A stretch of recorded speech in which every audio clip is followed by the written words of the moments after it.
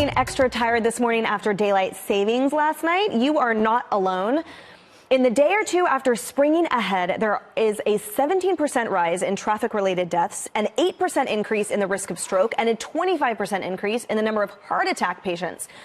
Today kicks off Sleep Awareness Week, and here with some tips to help us all sleep a little better is sleep expert Ingrid Pruer. Thank you so much for being here, Ingrid. I'm excited to be here to talk about sleep.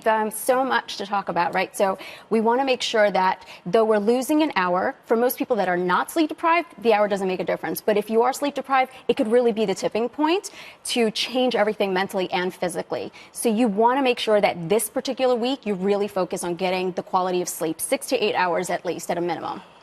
I'm going to be telling my bosses that for sure. Okay, so what do we have going on here, and what are some tips that have to do with these? With beds, okay. Can you guys keep it down? It's a little loud. Oh my God, this You're trying to take a cat nap?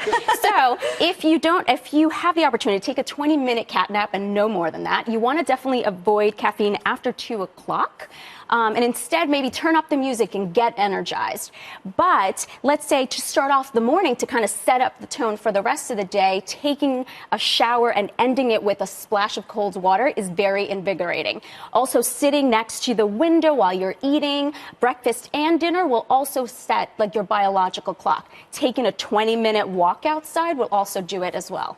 And how do we get over losing that hour of sleep though? Is it, people say, oh, I can sleep 2 hours the next day. No, that's probably like the worst thing you can do. You don't want to wake up more than half an hour of your typical wake-up time because it throws your body off completely. So it's one of those things where you just have to make sleep a priority. You really do. Hold on. Yes, Point of order.